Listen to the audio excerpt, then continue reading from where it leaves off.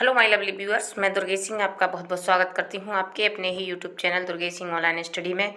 और आज हम पढ़ने वाले हैं मैकबेथ पर बेस्ड 100 क्वेश्चन, जिसके 50 क्वेश्चंस आपको एक वीडियो में मिलेंगे और 50 क्वेश्चंस इसके सेकंड पार्ट में मिलेंगे। तो आइए शुरू करते हैं हम इसका पहला पार्ट और आज के 50 क्वेश्चंस को कंप्लीट करते हैं। इसके साथ साथ क्वेश्चन के साथ साथ हम इसकी स्टोरी को भी डिस्कस करते जाएंगे, करेक्टर को भी डिस्कस करते जाएंगे।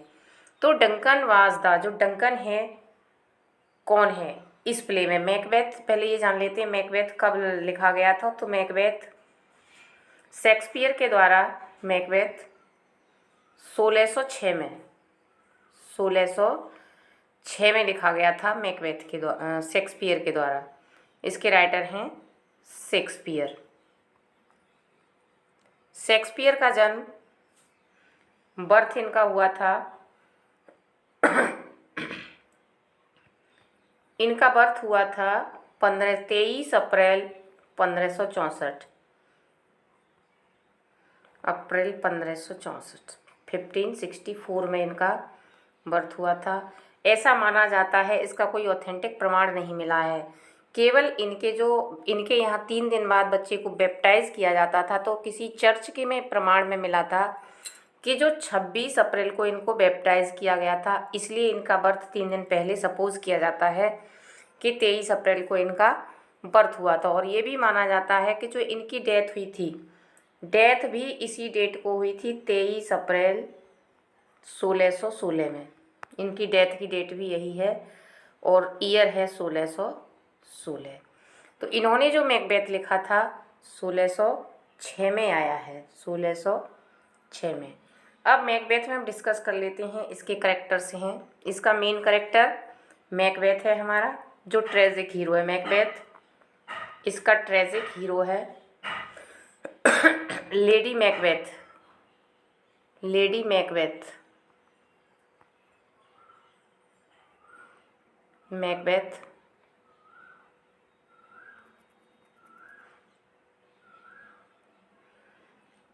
लेडी मैकबेथ इसकी वाइफ है।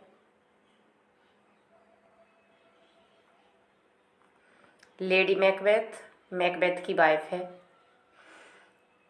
इसके अलावा जो डंकन हैं, डंकन स्कॉटलैंड के राजा हैं। डंकन स्कॉटलैंड के किंग हैं, स्कॉटलैंड के किंग हैं ये। इसके अलावा बंको है, बंको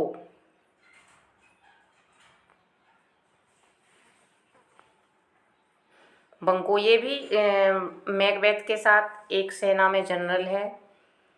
मैकडफ है,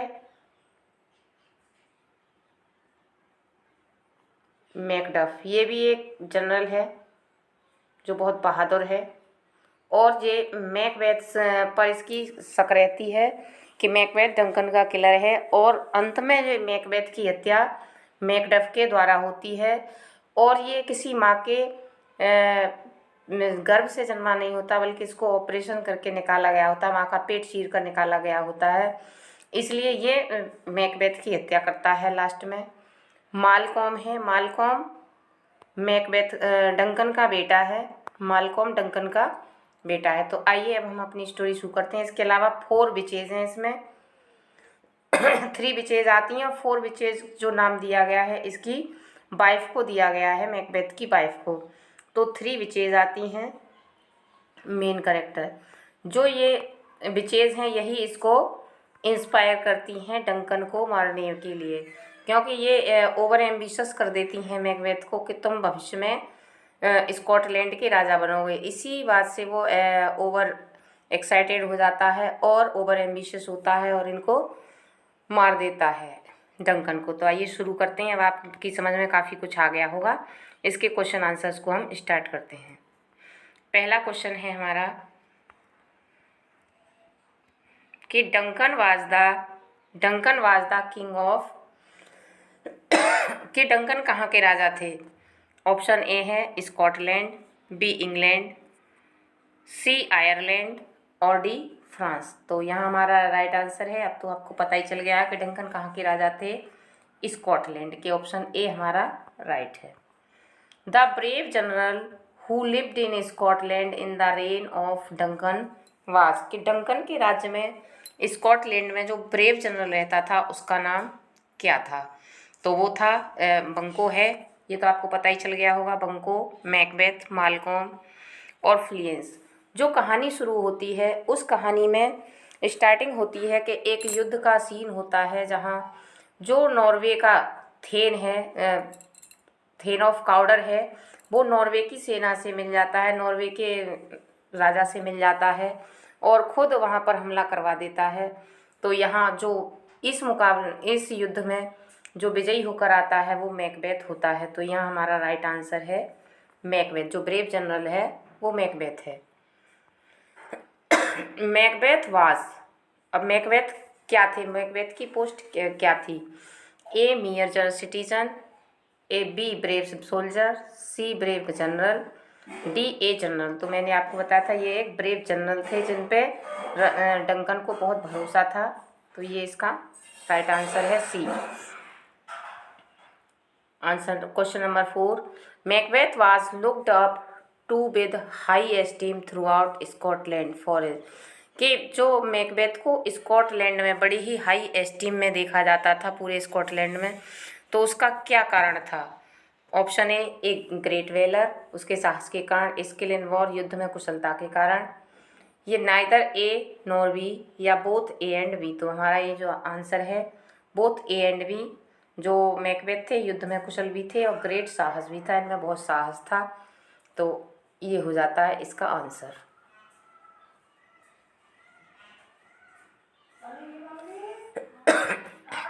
नेक्स्ट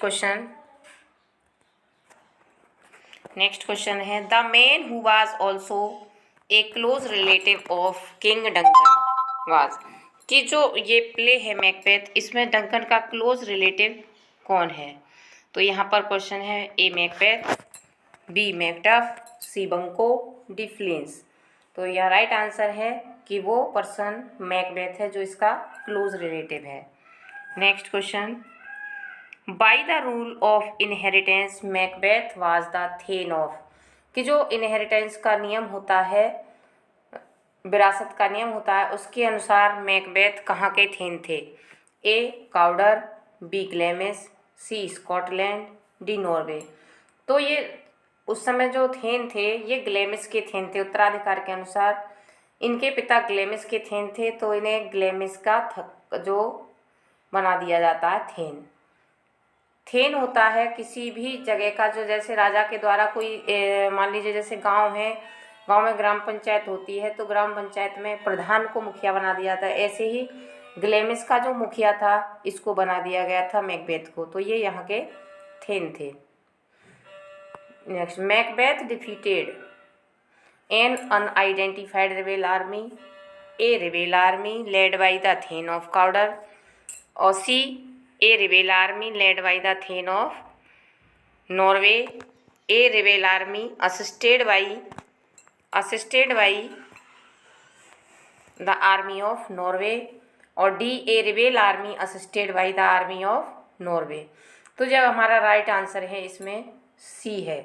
जो रिबेल आर्मी थी, शत्रु की सेना थी, जिसको थेन ऑफ काउडर के द्वारा लीड किया जा रहा था, एंड असिस्टेड बाई द, और जिसको सहमति मिली हुई थी किसकी, आर्मी ऑफ नॉर्वे की सहमति के साथ। तो उसको दबाया गया था, मैकबेथ ने उसको हराया था।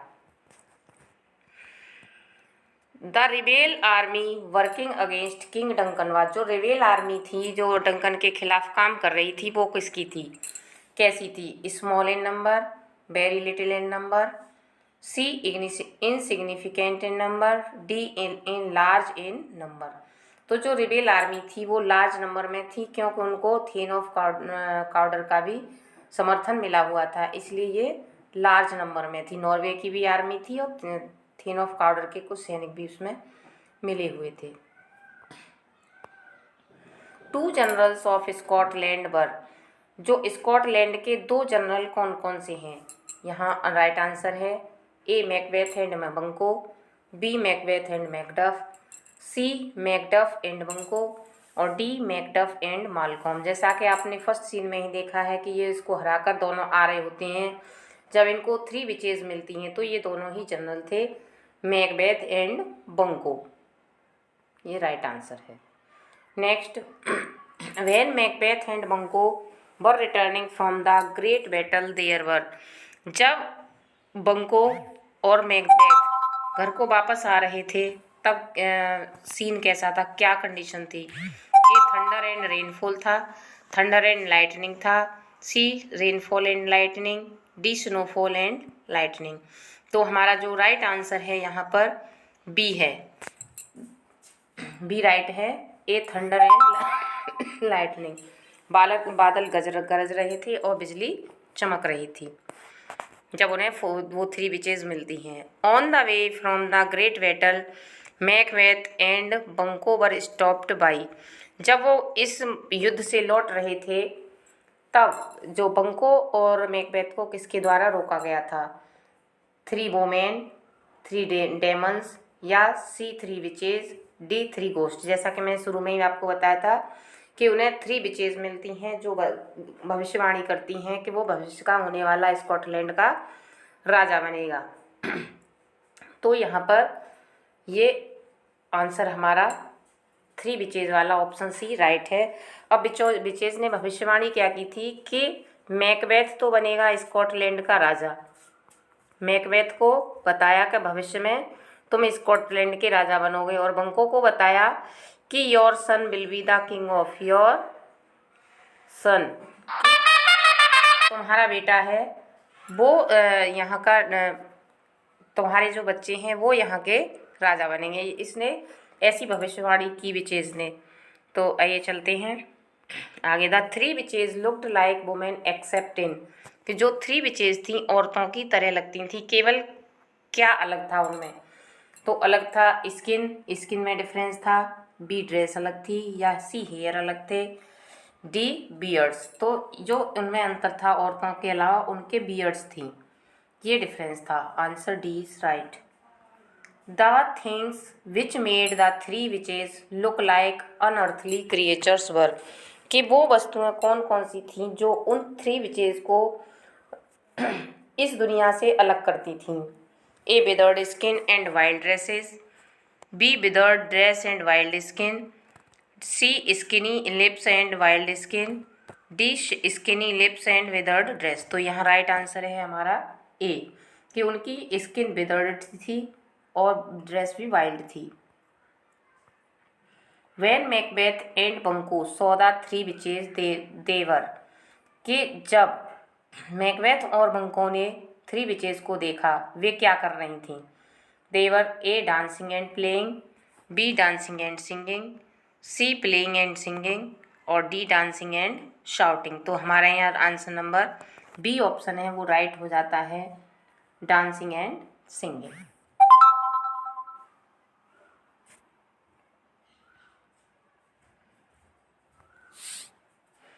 Next, the song of the 3 witches begins with, कि जो 3 विचेज का सॉन्ग था वो किससे शुरू होता है? Foul is foul, four is fair, fair is foul, और ऑल आर फाउल। तो जो उनका जो गीत है वो शुरू होता था fair is foul. Next question, according to the song of the witches they hover through, जो उनका सॉन्ग था उसके अनुसार वे कहाँ मंडराती थीं? Fog and filled, B foggish air and filled, C filthy air and mist, और D fog and filthy air. तो यहाँ हमारा राइट आंसर है option number D, fog and filthy air. Next question, the first witch saluted Macbeth with the title of, जो first witch थी उसने Macbeth को किस टाइटल से सैल्यूट किया था? क्या टाइटल देकर सैल्यूट किया था? A thane of Glamis, B thane of Cawdor, C the thane of Norway, D the thane of thanes. कि इनमें से कौन सा टाइटल दिया था? तो उसने दिया था, जो फर्स्ट विच थी उसने थीन ऑफ ग्लैमिस कहकर पुकारा था। That the witches knew him made Macbeth, जो कि बिचेस जानती थीं कि मैकबेथ को उन्होंने क्या कर दिया था, स्टार्टल्ड, स्केयर्सली स्टार्टल्ड, या स्पेल बाउंड, या डी स्टूपीफाइड। तो उन्होंने क्या कर दिया था मैकबेथ को, उन्होंने स्केयर्सली स्टार्टल्ड यानी बिना कुछ कहे परेशान कर दिया था, यानी उसको दुविधा में डाल दिया था जब उन्होंने विचित्र भविष्यवाणी की थी। बंको से कहा कि तुम्हारे बच्चे जो है इसकी गद्दी पर बैठेंगे स्कॉटलैंड की पे, और उससे कहा मैकबेथ से कि तुम यहाँ के राजा बनोगे। तो ये विचित्र सी भविष्यवाणी करके उन्होंने उसको परेशान कर दिया था। The second witch addressed Macbeth as, जो सेकंड विच थी उसने मैकबेथ को क्या कहकर एड्रेस किया? पहली वाली ने थेन ऑफ ग्लेमिस कहा था, और जो दूसरी वाली ने जो एड्रेस किया था उसको थेन ऑफ काउडर कहकर किया था। यहाँ option C is right. The third witch told the Macbeth will be, जो थर्ड विच ने उसको बताया था, क्या बताया था? थर्ड विच ने मैकबेथ को क्या बताया? The thane of Glamis hereafter, the thane of Cawdor hereafter, the thane of Norway hereafter, the future king of Scotland. जो थर्ड विच थी उसने फ्यूचर किंग ऑफ स्कॉटलैंड कहकर बताया था उसको कि तुम भविष्य में स्कॉटलैंड के किंग बनोगे। The prophetic greeting of the third which amazed Macbeth because he knew that, जो उसकी भविष्यवाणी थी थर्ड विच की, उसने मैकबेथ को अचंभित कर दिया था। क्योंकि मैकबेथ को क्या पता था? As long as Duncan's son survived he had no scope of becoming the king. Option A. Option B, as long as Duncan survived he had no hope of becoming the king. C, as long as Banquo son survived he had no hope of becoming the king. As long as Banquo son survived he had no scope of becoming the king. तो यहाँ हमारा right answer है option number A के। उसके मन में ये दुविधा थी कि जब तक इसके बेटे जिंदा हैं तब तक वो यहाँ का राजा नहीं हो सकता। Next, when the witches prophesied about the royal association of Macbeth, Bunko becomes curious to know। जब विचेस भविष्यवाणी करती हैं अबाउट द रॉयल एसएमएस, जो मैकबेथ की जो शाही स्थिति के बारे में भविष्यवाणी करती हैं, बंको जानने के लिए उत्सुक हो जाता है। क्या जानने को उत्सुक होता है? Y the witches said all the positives about Macbeth, के जो विचेस हैं उन्होंने पूरा पॉजिटिव मैकबेथ के बारे में क्यों कहा? Why the witches did not say anything about him, या C, why the witches associated kingship with Macbeth, और D, why the witches associated kingship Fleance. तो ये हमारा राइट आंसर है option number B. Option number B right है कि why the witches did not say anything about him, के witches ने उसके बारे में कोई बात क्यों नहीं कही। Next, according to Banquo his dearest friend was, बंको के अनुसार उसका सबसे प्रिय मित्र कौन था? मालकॉम, बी मैकडफ, सी मैकबेथ, और डी डोनाल्वेन। तो उसका जो बेस्ट फ्रेंड था मैकबेथ था बंको के अनुसार। Question number 24, according to the Banquo the thing which the witches kindled in heart of his dearest friend Macbeth was, कि जो बंको के अनुसार कि जो विचेस थी उन्होंने उसके मित्र के हृदय में, मैकबेथ के हृदय में कौन सी भावना डाल दी थी? उसके हृदय में कौन सी भावना को जन्म दे दिया था? एम्बिशन, बी जेलसी, सी मर्डरस मोटिव, और डी होप। तो यहाँ राइट आंसर है होप, कि होप को उन्होंने जन्म दे दिया था। नेक्स्ट आंसर हमारा यहाँ डी राइट है।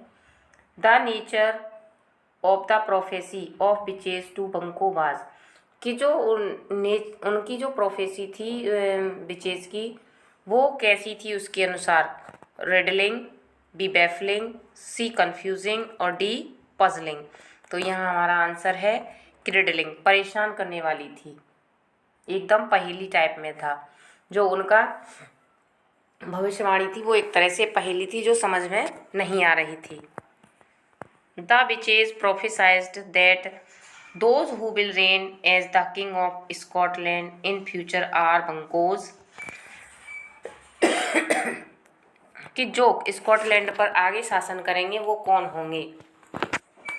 कंटेम्परेरीज, बंको के कंटेम्परेरीज होंगे, बी सक्सेसर होंगे, सी प्रेडिसेसर्स होंगे और डी फादर्स होंगे। तो विचेस ने भविष्यवाणी की थी कि उसके आगे आने वाली संतानें क्या होंगी, स्कॉटलैंड की गद्दी पर भविष्य में बैठेंगी। तो यहाँ आंसर होगा predecessors. Next, after making their prophecies the witches vanished into. कि अपनी भविष्यवाणी करने के बाद जो विचेज थी कहाँ गायब हो गई थी।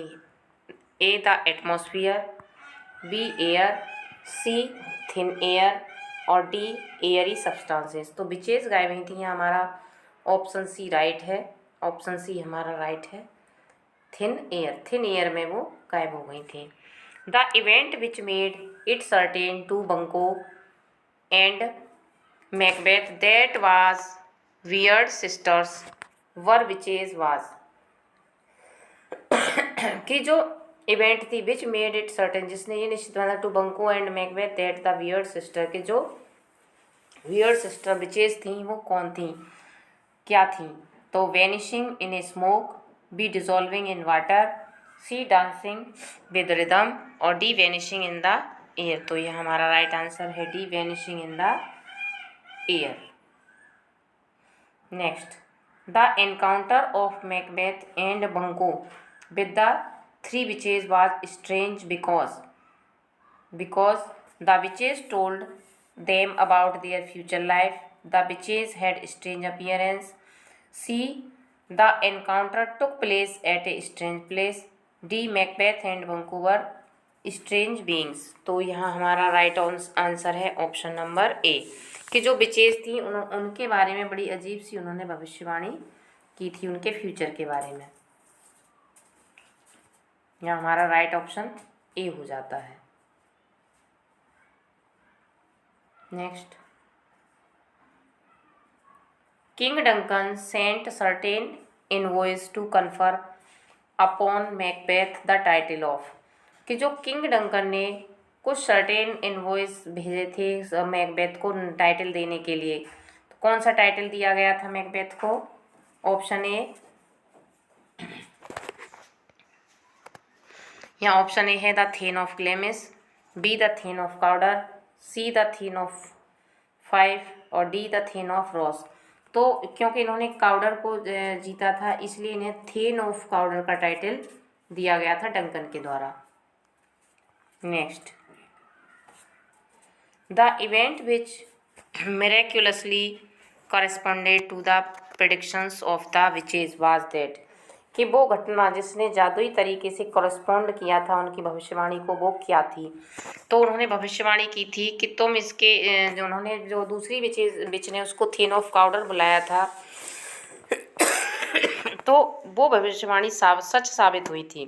Macbeth was given the king the title of the king, B Macbeth was given the title of thane of Glamis, C Macbeth was given the title of thane of Cawdor, D the none of the above. तो यहाँ हमारा जो right answer है option C है, कि जो witches दूसरी विच ने जो कहा था कि तुम थेन के काउडर बनोगे, तो ये काउडर के थेन बनोगे, इसमें गलत बोल दिया मैंने, तुम काउडर के थेन बनोगे, उसे थेन ऑफ काउडर बुलाया था। तो ये भविष्यवाणी साबित हुई थी जिसने उसको और भी ज़्यादा ओवर एम्बिशियस कर दिया था। पूरी घटना की जो रचना इसी के बाद हुई थी। Macbeth failed to respond to the greetings of the envoys because. कि मैकबेथ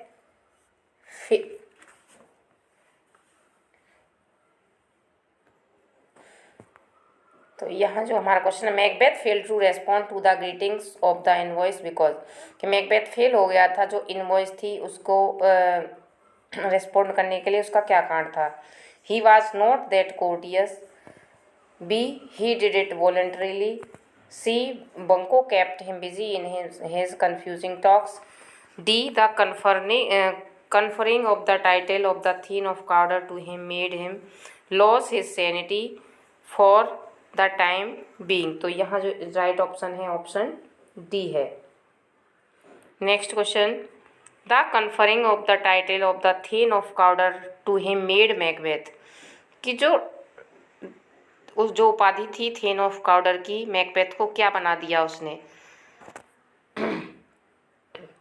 ए amazed, B angry, C sympathetic, D lovable. तो यहाँ हमारा राइट ऑप्शन है ए अमेज्ड। वो आश्चर्य में पड़ गया था कि उसे थेन का काउडर बना दिया, क्योंकि उस बिच ने यही भविष्य उसे थेन ऑफ काउडर ही कहकर बुलाया था। When Macbeth began to think about the prediction of the third witch, he became, जब जो मैकबेथ ने थर्ड विच की प्रेडिक्शन के बारे में सोचना शुरू किया, तब वो क्या हो गया, उसके साथ क्या कंडीशन आई थी? ये angry, B hopeful, C confused, D disappointed. यहाँ क्या था उस समय, क्या कंडीशन थी?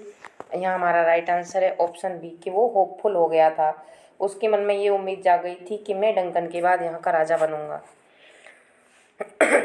According to Macbeth, those who will become the kings of the future are none but the, कि जो मैकबेथ के अनुसार जो भविष्य में किंग बनेंगे वो कोई और नहीं होंगे, the future generation of Macduff, the future generation of Ross, the future generations of Banquo, the future generation of Angus.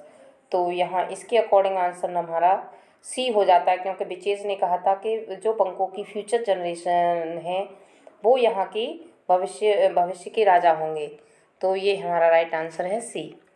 According to Banquo the witches are, कि बंको के अनुसार बिचेज क्या है? Agents of darkness, queens of darkness, messenger of darkness, ministers of darkness. तो Banquo के अनुसार ये क्या हैं? यहाँ राइट आंसर है कि मिनिस्टर्स ऑफ डार्कनेस, वो अंधेरे की मिनिस्टर्स हैं। Next, according to Banquo the ministers of darkness tell us truth in, जो बंको ने कहा था कि जो मिनिस्टर्स ऑफ डार्कनेस हैं हमें ट्रुथ, सच्चाई कैसे बताती हैं? Little things, big things, trivial things, none of the above, कि जो सच्चाई बताती हैं वो हमें किस तरह से बताती हैं? वो भ्रमित करके हमको सच्चाई बताती हैं, यानी सच्चाई का छोटा सा पार्ट बताती हैं जिससे कि व्यक्ति कंफ्यूज हो जाए। According to Banquo the ministers of darkness betray us into, कि बंको के अनुसार जो मिनिस्टर्स ऑफ डार्कनेस हैं हमको पराजित करती हैं, किस तरफ ले जाती हैं? Deeds of little consequence, deeds of greatest consequence.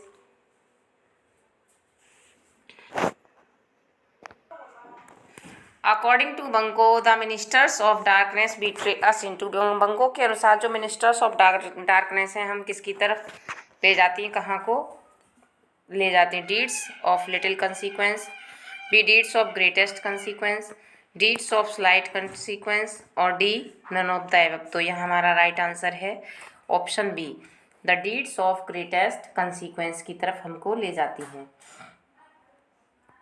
हमें पराजित करती हैं, अच्छे काम को करने से हमें रोकती हैं, पराजित करती। The prophecies of the witches affected the mind of Macbeth.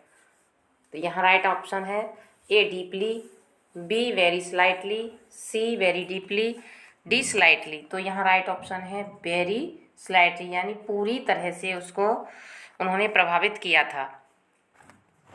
Very deeply.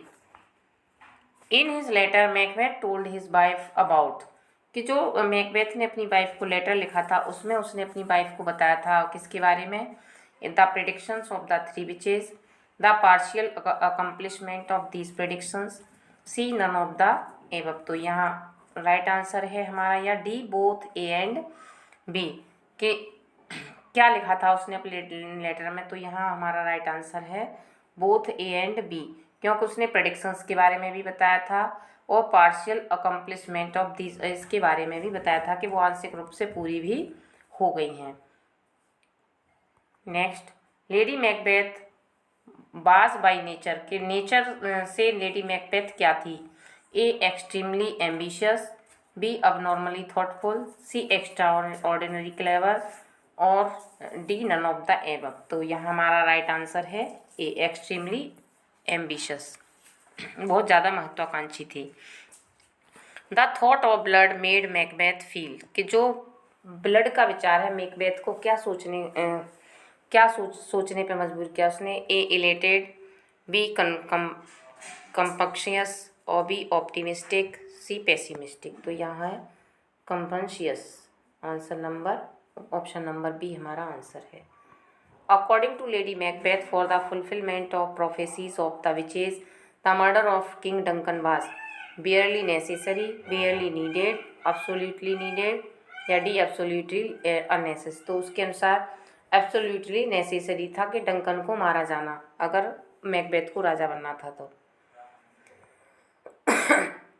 King Duncan came to visit Macbeth's castle, तो किंग डंकन थे मैकबेथ के केस्टल को देखने के लिए क्यों आए थे, क्यों विजिट करने के लिए आए थे उसके महल को।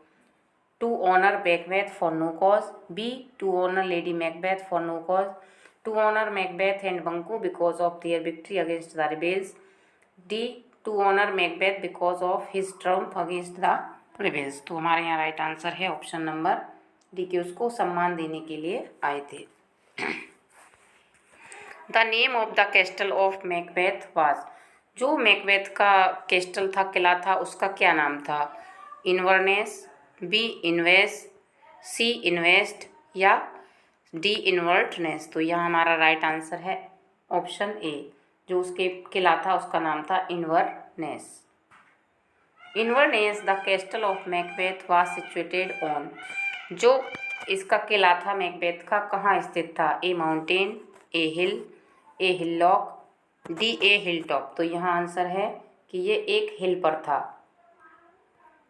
The air around the castle of Macbeth Inverness was, जो इसके चारों ओर हवा थी वो कैसी थी। Sweet, B wholesome, C both A and B, D neither A और बी। तो यहाँ हमारा ऑप्शन सी राइट है कि हवा थी, होलसम भी थी और स्वीट भी थी, दोनों सही हैं हमारे।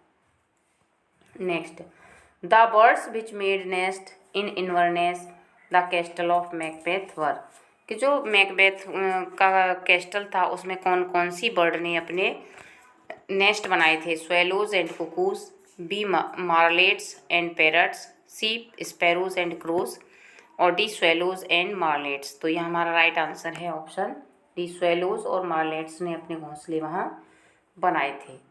Next question, the swallows and martlets had built nests under, जो स्वेलोज और मार्लेट्स बर्ड थी उन्होंने अपने नेस्ट कहाँ बनाए थे। All the jutting friezes and buttresses of the building, all the jutting friezes of the building only, all the buttresses of the building only और D none of the above. तो हमारा जो आंसर है इसमें option A right है।